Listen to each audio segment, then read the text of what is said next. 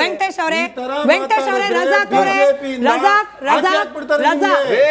ವೆಂಕಟೇಶ್ ಅವರೇ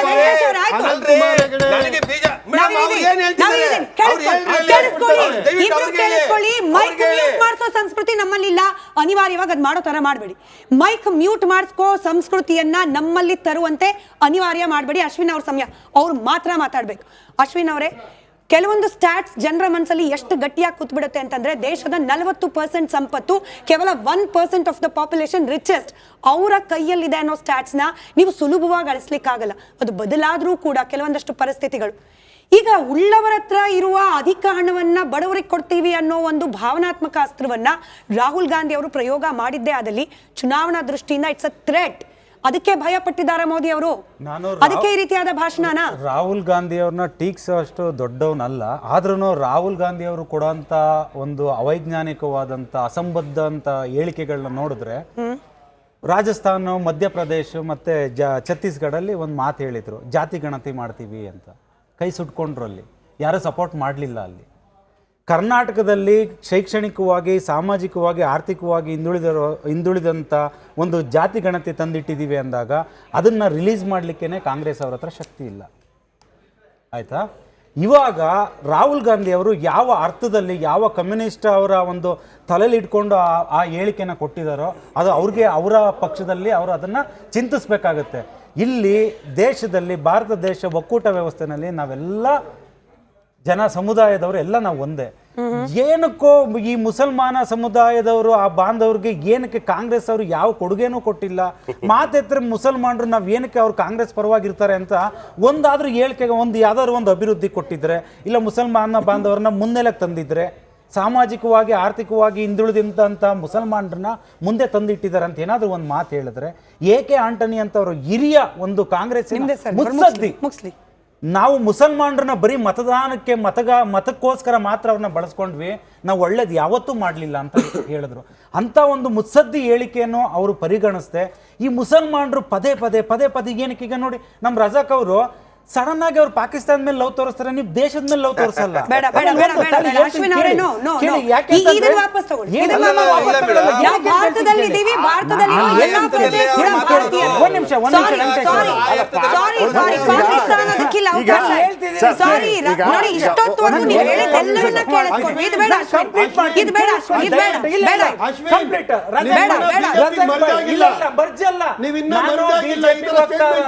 ನಾನು ಬಿಜೆಪಿ ಹೋಗ್ತಾರಲ್ಲ, ಕೇಳಿಸ್ಕೊಳ್ಳಿ.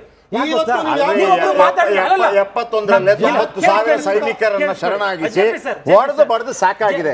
ಅದನ್ನೇ ಇಟ್ಕೊಂಡು ಯಾಕೆ ಇಲ್ವೇ ಇಲ್ಲ. ಸಶಕ್ತ ರಾಷ್ಟ್ರಗಳ ಬಗ್ಗೆ ಒಂದು ಕಾಂಪಿಟೇಷನ್. ನಾನು ವಾಪಸ್ ತಗೊಳ್ಳಲು ಏನಕ್ಕೆ ಕೇಳ್ತಿದ್ದೀನಿ ಅಂದ್ರೆ, ಪ್ರಧಾನಮಂತ್ರಿ ಅವ್ರ ಬಗ್ಗೆ ಹಗುರವಾಗಿ ಮಾತಾಡೋದು ಕೇಳ್ತೀನಿ. ಉತ್ತರ ಪ್ರದೇಶ ಮುಖ್ಯಮಂತ್ರಿ ಬಗ್ಗೆ ಹಗುರವಾಗಿ ಮಾತಾಡೋದು, ದೇಶಕ್ಕೆ ನಮ್ಮ ಜನಾಂಗಕ್ಕೆ ಮುಡಿಪಾಗಿ ಅವರು ದುಡಿತಿದ್ದಾರೆ. ಹಗುರವಾಗಿ ಮಾತಾಡಬೇಡಿ ಅಂತ ನಾನು ಹೇಳ್ತೀನಿ. ದೇಶಕ್ಕೋಸ್ಕರ ಇಡೀ ಜನ ನಿಮ್ಮ ಮುಗಿತಾ ಇದೆ.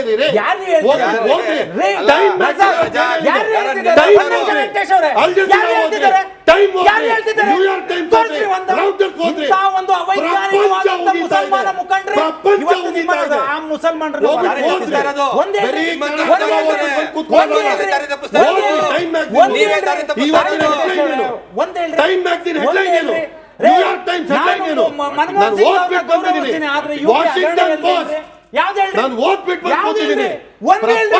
ಕಾಂಗ್ರೆಸ್ 57 ರಜಾಕ್ ಅವರೇ, ಇವತ್ತು ನಿಮ್ಮನ್ನ ಹಂದ ಕಾಲದಲ್ಲಿ ಇಟ್ಟಿದ್ದಾರೆ ಕಾಂಗ್ರೆಸ್ ಅವರು, ನೀವು ಅರ್ಥ ಮಾಡ್ಕೊಳ್ಳಿ. ಒತ್ತು ಕೊಟ್ಟವ್ರೆ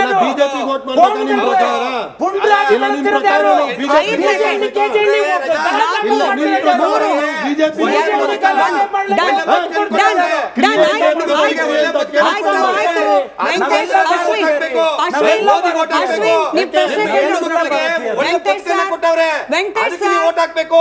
ಸರ್ ನಾನು ಕಡೆದಾಗ ಹೇಳ್ತಾ ಇದ್ದೀನಿ ವೆಂಕಟೇಶ್ ಅವರೇ ದೇಶದಲ್ಲಿ ನೀವು ಪ್ರಶ್ನೆ ಕೇಳಿರಲ್ಲ ಉತ್ತರ ಕೊಡ್ಲಿ ನೀವಿಬ್ರು ಪ್ರಶ್ನೆ ಕೇಳಿದ್ದೀರಾ ಉತ್ತರ ಕೊಡ್ಲಿ ರಜಾ ಉತ್ತರ ಕೊಡ್ಲಿ ಮೋದಿ ಗೋಟ್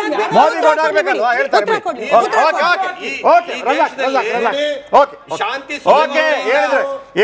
ಸುವ್ಯವಸ್ಥೆಯಿಂದ ಬದುಕಬೇಕು ಅನ್ನಂಗಿದ್ರೆ ದಯವಿಟ್ಟು ಮೋದಿ ಅಂತವ್ರನ್ನ ಬೆಂಬಲಿಸಿ.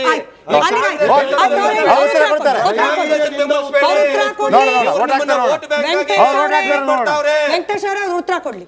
2013 ಅವರ ಕೊಟ್ಟ ವಾದಗಳೇನು, ಇವತ್ತೇನಾಗಿದೆ?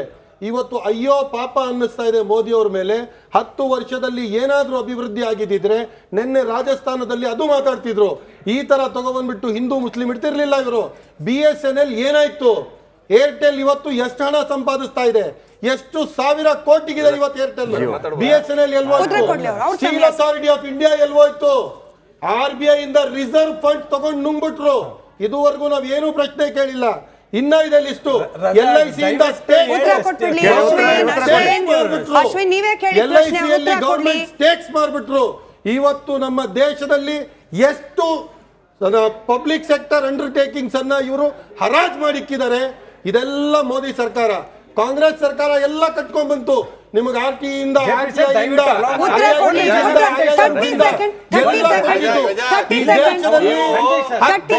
ಲಕ್ಷ ಗವರ್ಮೆಂಟ್ ಶಾಲೆಗಳನ್ನು ಉಚಿತವಾಗಿ ಅಕ್ಕಿ ಪಡಿತಾ ಇದಾರಲ್ಲ 80 ಕೋಟಿ ಜನ. ಅವ್ರನ್ನೋ ಕೇಳಿ, ಮೋದಿ ಏನು ಅಂತ ಅವ್ರು ಹೇಳ್ತಾರೆ. 50 ಕೋಟಿ ಜನ ಆಯುಷ್ಮಾನ್ ಭಾರತ್ ಫ್ರೀ ಇನ್ಶೂರೆನ್ಸ್ ತಗೊಂತವ್ರಲ್ಲ, ಅವ್ರನ್ನ ಕೇಳಿ. ನಿಮ್ಮ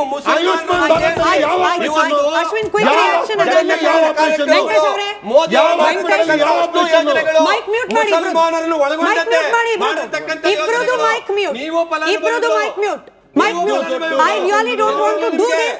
Ibrudu mic mute. Mic muted.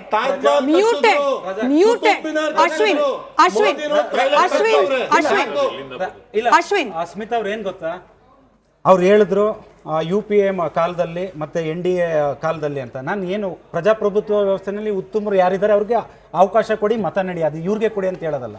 ನೀವು ಏನೋ 2G ಬಗ್ಗೆ ಏನೋ ಮಾತಾಡ್ತಾ ಇದ್ರಿ, ಸ್ಟೀಲ್ ಅಥಾರಿಟಿ, ಇವೆಲ್ಲ ಲಕ್ಷ ಕೋಟಿ ಹಗರಣಗಳನ್ನ ಕಂಡಿದ್ದು ಕಾಂಗ್ರೆಸ್ನ ಇವತ್ತೇನಾದ್ರೂ ನೀವು ಇಷ್ಟು ಕಂಪನಿಗಳು ಹೇಳಿದ್ರಲ್ಲ, ಇದ್ರಲ್ಲಿ ಏನಾದ್ರೂ ಒಂದು ಹಗರಣ, ನಾನು ಪುನಃ ಹೇಳ್ತಿದ್ದೀನಿ, ನಾನು BJP ವಕ್ತಾರನಲ್ಲ, ಆದ್ರೂ ಇಷ್ಟರಲ್ಲೂ ಒಂದು ಹಗರಣ ಕಳೆದ 10 ವರ್ಷದಲ್ಲಿ ತೋರಿಸಿ. ಅದೇ UPA ಕಾಲದಲ್ಲಿ ಎಂತ ಹಗರಣಗಳಾಗಿದ್ದ ಸ್ವಾಮಿ, ಎಂತ ಹಗರಣಗಳಾಗಿದ್ದು. ಇವತ್ತು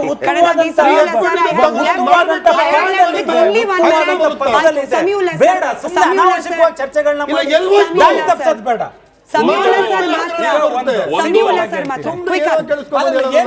ಸ್ಪೀಚ್ ಬಗ್ಗೆ ಸುಪ್ರೀಂ ಕೋರ್ಟ್ ಅಲ್ಲಿ ಸ್ಟ್ಯಾಂಡಿಂಗ್ ಡೈರೆಕ್ಷನ್ಸ್ ಮತ್ತು ತೀರ್ಪುಗಳಿದ್ರೂ ಕೂಡ ಇವತ್ತು ಪ್ರೈಮ್ ಮಿನಿಸ್ಟರ್ ಖುದ್ದು ನಮ್ಮ ಪ್ರೈಮ್ ಮಿನಿಸ್ಟರ್ ಸ್ಟೇಟ್ಮೆಂಟ್ ಇದೆಯಲ್ಲ, ಅದು ಅದೇ ಒಂದು ರೀತಿಯಲ್ಲಿ ದೇಶದ ಮುಂದೆ ಪ್ರಶ್ನಾರ್ಥಕ ಆಗಿರೋದು. ಅದು ಅತ್ಯಂತ ಇಡೀ ಚುನಾವಣೆಯ ಪ್ರಚಾರದ ದಿಕ್ಕನ್ನ ಬದಲಾಯಿಸುವಂತಹ ಮಾತುಗಳು ಮೋದಿ ಅವರಿಂದ ಬಂದಿದೆ.